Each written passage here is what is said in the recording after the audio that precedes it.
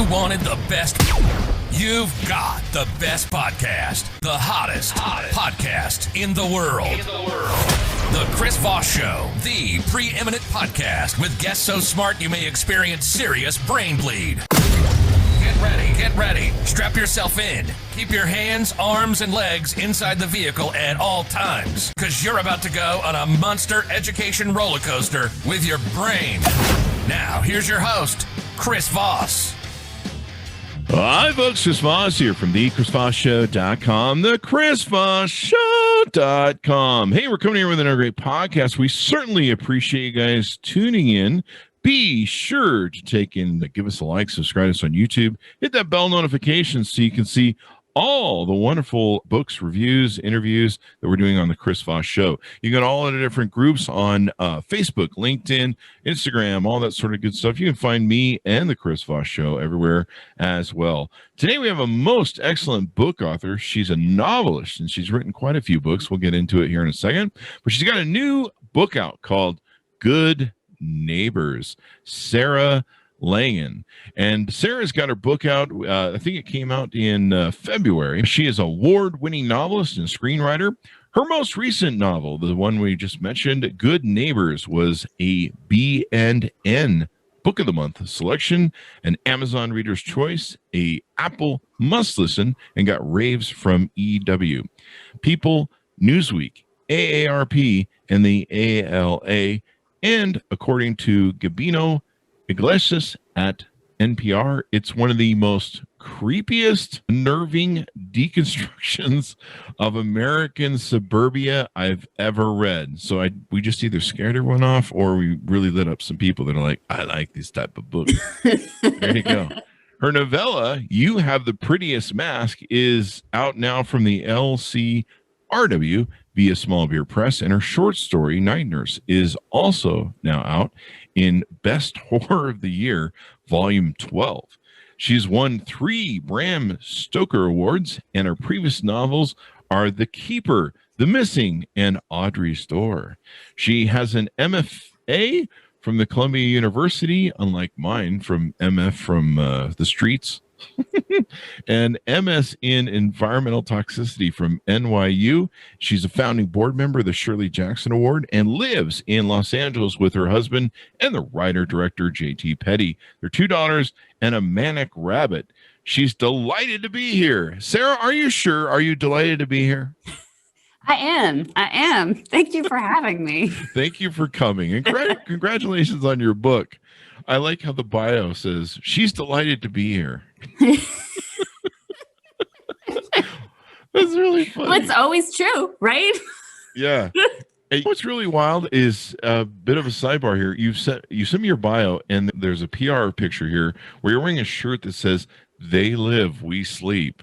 Well, can I ask what that's about? Because the hair is standing on the back of my head. That's the John Carpenter movie, They Live. Oh, right? Wow. Are you a big John Carpenter fan? Yeah, I'm a huge Carpenter fan. There you go. I love his stuff. Yeah. Who knew did his that own you music. would like I went to horror? one of his concerts. He's crazy. He's amazing. There you go. So you've written this book and published it out and all that good stuff. Give us your plugs so people can find you on the interwebs and learn more about you and order the book as well. That would be great. My website is www.sarahlangan.com, SarahLangan. I'm on Facebook, I'm on Twitter, and I'm on Instagram. Nice. And you've got a lot of great, exciting reviews that have come up. It was named by Goodreads as one of the most anticipated mysteries and thrillers of 2021. Tell us what motivated you to write this book. You've written, how many total books have you written? I've written 5, published 4. There you go. So is the 5th one that's going to be coming in the future, or? No, but happily I signed a deal for my 6th book through Simon & Schuster. There you go. Congratulations. Which I'm super excited about. It happened last week. That's awesome. Congratulations. Thank you. So tell us an arcing overview, or what I think maybe I need to go back. What motivated you to want to write this book then? So I started a long time ago. I was writing straight horror at the time, and I had this story I wanted to write about how people's relationships can fall apart and how mobs work. And I was using a monster as the impetus for the fighting that happens between the neighbors on this cul-de-sac. And it was based on the Monsters of Maple Street, that Twilight Zone episode, The Monsters Who Do on Maple Street. And I couldn't make it work, so I put it aside. And then the last 4 years, I went back to it because I'd written another book that didn't sell. And I was like, maybe I need to change things up and figure something out. So I went back to it and I realized that the problem was the monster. And I was trying to tell a very human story. And so once I removed the monster and looked at people and the way that they act, that was the story.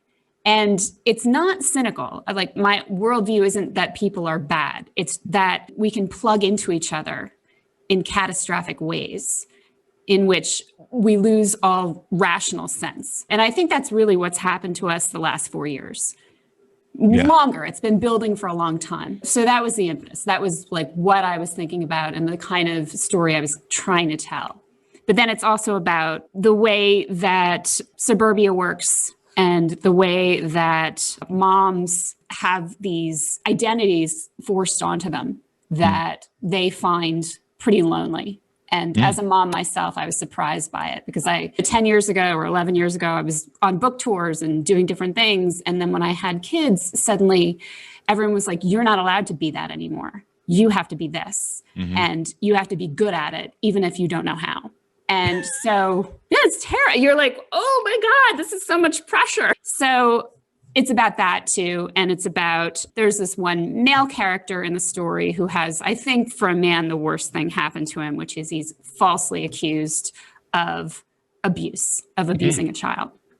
So it's a lot of those sort of, and I think that's a thing that would make any neighborhood go wild, is thinking that there's a man on the block who does things to children. So they go crazy in ways that I think really reflect what's been happening in our culture, be it on Facebook or be it in protests.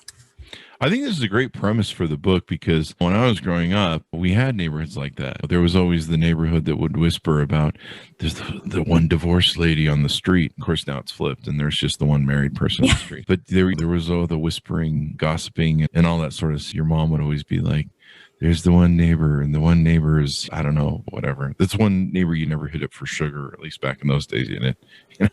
I think we were the weird family. Were you? Yeah, I think so. I think we were okay because people would ask us for sugar and salt every now and then. It was a weird. Nobody does that anymore. They never knock on your door and they go, "Hey, man, could I get a cup of salt from you?" It's funny. Yeah, I do it once in a while in my neighborhood, but I'm probably yeah. But I think I remember growing up in the burbs, and I remember everyone kind of knew what everyone else was doing and what everyone's job was, and how much their parents made, and where they were, what the kids' grades were, and what their reputations were.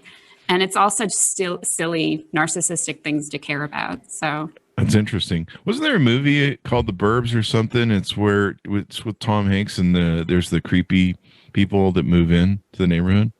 Hey, I vaguely remember that, but I didn't see it. Who's the monster in this story? It's a couple of factors coming together. But I have one character who is so injured and carrying so many different identities that she can't parse, that she's gone insane. She's gone a little out of her mind. And she's the one who has the most perfect mask and is trying to make everyone think she's the most ideal human. And she's the one who instigates and helps spread this rumor. And she's the one who is doing the most harm in her own home, which I think is pretty accurate for how people act. Those are exactly the kinds of people who want to throw attention away from what they're doing by accusing other people or taking leadership roles. So I studied narcissism pretty deeply because she's a classic narcissist. Yeah.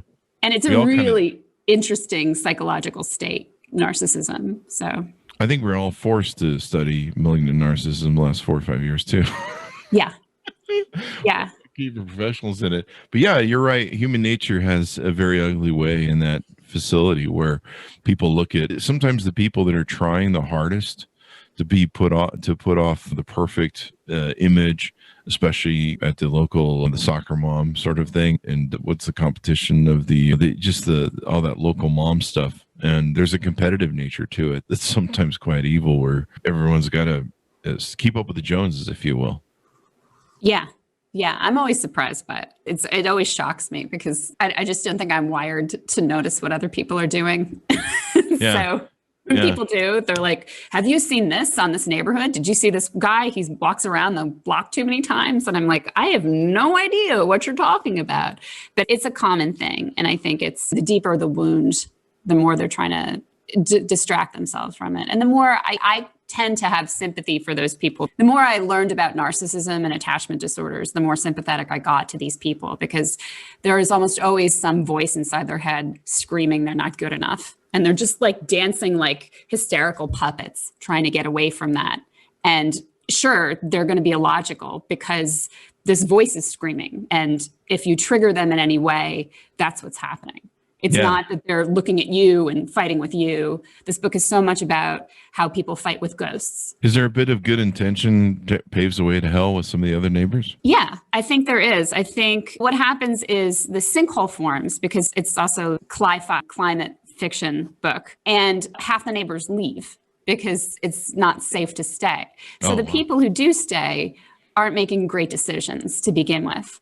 And they feel very sorry for the problematic character because her daughter's gone missing down a sinkhole. So their sympathy is with her. And then she harnesses that sympathy and says, but I think it was this family, this newcomer family that doesn't fit in and seems strange. And the dad's got tattoos and smokes cigarettes in public. And the mom's this ex-beauty queen who wears really tight clothes. And they have Brooklyn accents. It's horrible. Oh, clearly. Yeah. It's always those Brooklyn accents and the tattoos. So is there just one sinkhole? Does the sinkhole end up being like a metaphor in the story or some sort of implication? Yeah. So the sinkhole, there's just one, but it's set just a few years into the future. But I have a degree in environmental toxicology. So I studied global warming and I studied thermodynamics, and things are happening at an accelerated rate. So even though it's just 2027, it's near future, more sinkholes will form. That's just part of global warming. Increased temperatures mean increased erosion. But it was a symbol for more everything. There's just more strain on people, because how are you supposed to keep your job and keep going to your job when there's a fire and you have to take your family away for a month, or you don't? We're going to have more immigration because there are people literally starving. We're going to have more shortages and crop failures. This is just how it's going to be. So this suburb has much more pressure on it. And I was trying to illustrate that with the sinkhole and with their behaviors, because they know that the future isn't better than the past. And they're very worried for their children. And the sinkhole is literally eating their children. Wow. That's got to be wild. And is it getting bigger, or is it just staying the same? And so they have this thing coming down upon them, much like a horror stalking you. And they're dealing with all this human nature stuff, but then they have an environment we're coming for you slowly but surely. And they pick a scapegoat, which is, I think, what we do. As we look at the country and what we're doing right now, we could be fixing these problems, but we're doing a lot of shouting at each other. So it's a little bit about that too. And so when the girl falls down the sinkhole, the rescue teams and the excavation crew has to come, and they have to make it much bigger as they look for her. And then the sinkhole is full of bitumen, like tar sand, which is sticky and black, and they track it all over the neighborhood. So this entire park is just full of this tar sand and shoe prints that get into people's houses and things as the novel progresses. And does it have an effect on how much more toxic they become? Is it correlated? No, I don't talk about toxicity at all. But they're afraid it is, just as we're unclear on much of what we're being exposed to right now. That and what the future holds. Yeah. Yeah. It's pretty interesting. What have all your books been about horror? I should ask for our audience. No. So this third book is not horror. This fourth book, Good Neighbors, is definitely not horror. There's nothing supernatural. And as you read it, you're not frightened. You're just rooting for these people and annoyed and then pissed off at the people who are making it hard for them. So it's very much just a human thriller. The previous novels were definitely horror. They had monsters in them or ghosts or something like that.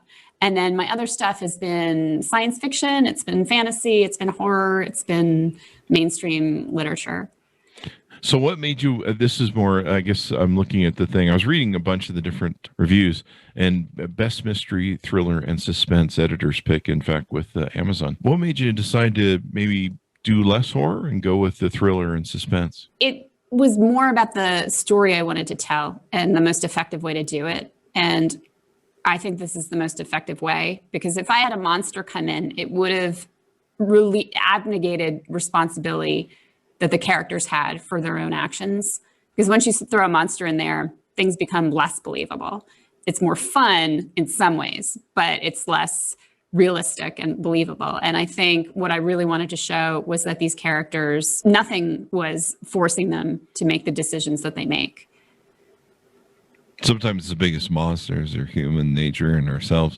I've often said, people are like, we need world peace. I'm like, if you want world peace, call the humans, because we're the problem. The monsters are due on Maple Street. It's this Twilight Zone episode that I was really thinking about a lot, where the power goes out on Maple Street, which is this suburban block, and everyone comes outside, and it's 1950s McCarthyism is what he's addressing.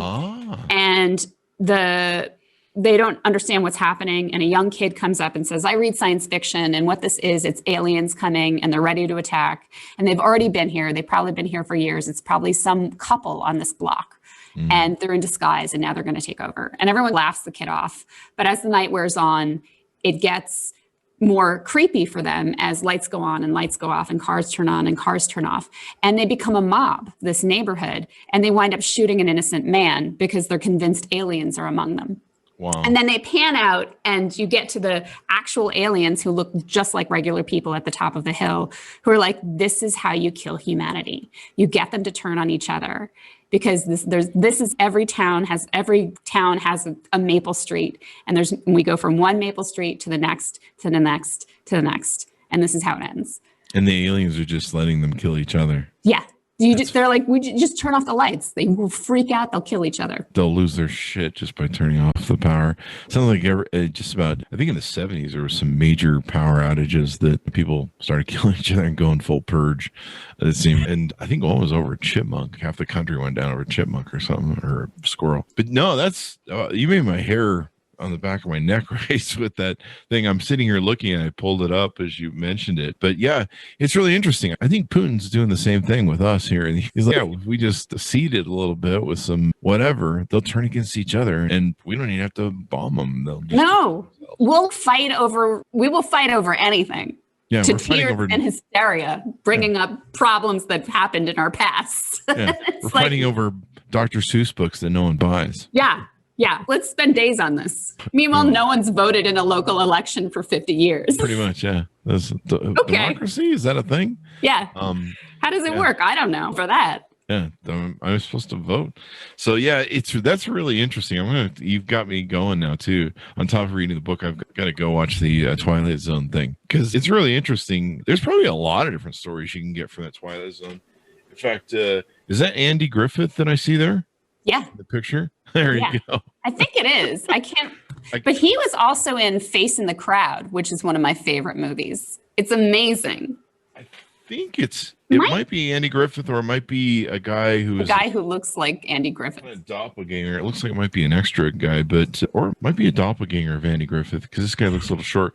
But anyway, what other aspects of the book haven't we talked about? I think I've been getting a little cerebral, but I think the take home is the reason it's getting these reviews is people can't put it down, because it's also a bit of a soap opera page turner, where it's like, what? This family from Brooklyn is having such a hard time, and then a daughter fell down a sinkhole, and what happened to her, and where's she going to go? And there's a lot of fun intrigue and stuff that's just pleasant to read. And you just want to keep turning the pages because you're like, what happens next? I love those books. You just burn through them and you're just like, oh my gosh, I got to find out. You've left me with so much. What techniques do you do to write books like this and write in such a way that makes people want to turn the pages? I study it. I look at books that I found, like I read Carrie twice while I was writing this because I was like, how did he do it? How did he make such a short page turner? Because I like a short book, which Good Neighbors is. And I think if you can get it succinct, if you can cut half of it, do it. Just make it as quick and fun as you can. And then I also, anything that I find that's remotely boring or explanatory or something I want to say that doesn't quite fit in the plot, I just cut. So you just cut kind of some of the extras and distractions and just go right for the kill. Well, you hope that everything you're trying to say is there already. You know, with the plot that I picked and the characters that I picked and what happens, that ought to be enough. I shouldn't have to say anything more. There you go. Do you see this becoming a movie? It sounds like it might be a really interesting movie. I've written the pilot and there's a lot of movement and so I'm pitching it with the people who are attached in a couple of months, which would be really exciting for a TV show. I think what's interesting about this movie is there's a real self-identity here because I watched it growing up with my mom and the neighborhood ladies, and everyone has that one neighbor that they're always watching. What's that neighbor doing over there? There's always that going on in these suburban neighborhoods. There's always that one neighbor and what he's up to. Or sometimes, if you're lucky, you have two.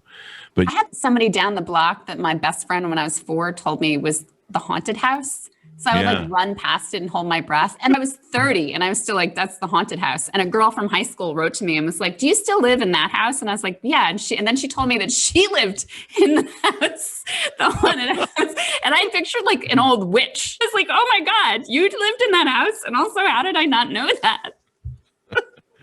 When did you get the demons exorcised from yourself?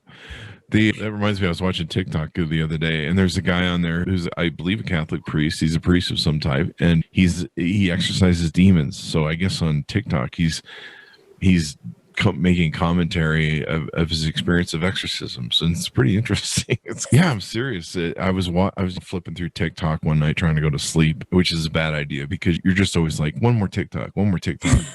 And then 4 a.m. rolls around. You're just like, holy shit.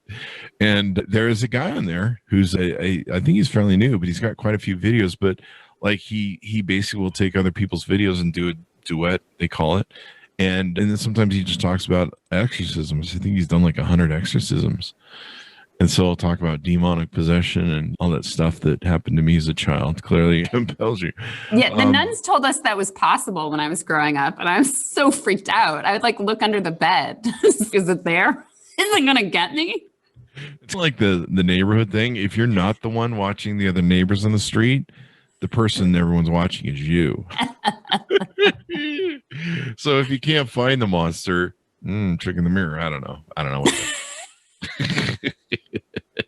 So this is pretty good. Riveting and ruthless portrayal of American suburbia excavates the perils and betrayals of motherhood, friendships, and dangerous clash between society or social hierarchy, childhood trauma, and fear. Is it something that men are also going to get into, or is it more? Yeah, no, a lot of men like it's a guy's worst nightmare, and it's so fun to read.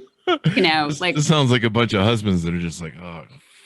Guys, we want men and we want dads to do the job and we want them to be picking up the slack, but we make it hard for them. And I don't, but they don't get included on the email list. They're viewed with suspicion if they're hosting the playdates. There's so much that they can't do just because they're men. It's like they're viewed as having some kind of original sin. And I know plenty of moms who won't have playdates with dads. They're like, oh, it's weird. I don't want to. So I think that's a really ridiculous position for a man to be in. And it's about that too. And listen, it's a page turner. So guys will like it. There you go. Well, this sounds like an exciting book. One of the most anticipated mysteries and thrillers of 2021, named by Goodreads. And we'll look forward to your other book that's coming out. Sarah, anything you want to give us on the book in parting? I hope you enjoy it. It's a good book. There you go. Check it out. Thank you. She's written several, so she knows what she's doing. And I think it's pretty interesting. I still have to go watch that Twilight thing after this and then get to the book. So, Sarah, thank you for spending some time with us on the show, being with us and sharing your wonderful knowledge. Thank you. Thanks for having me. Give us your plugs if you could one more time. SarahLangan.com. That's SarahLangan.com. And then I'm also on Facebook, Twitter, and Instagram. There you go, guys. Follow up with her. I think you're going to end up writing a lot of books at the pace you're going. You should be pretty good there. I hope. I love writing. As long as they let me. There you go. So, guys, be sure to check it out. Go to amzn.to or your local bookseller. Support those folks. They need all the help they can get with the coronavirus. Good Neighbors, a novel. And you can pick that baby up. Go to youtube.com to see the video version of this interview. You can also go to goodreads.com/Chris Voss. See us on all our groups on Facebook, LinkedIn, Instagram, and all that good stuff, Twitter, et cetera, et cetera. Thanks for tuning in. Be good to each other. Wear your mask and stay safe. And we'll see you next time.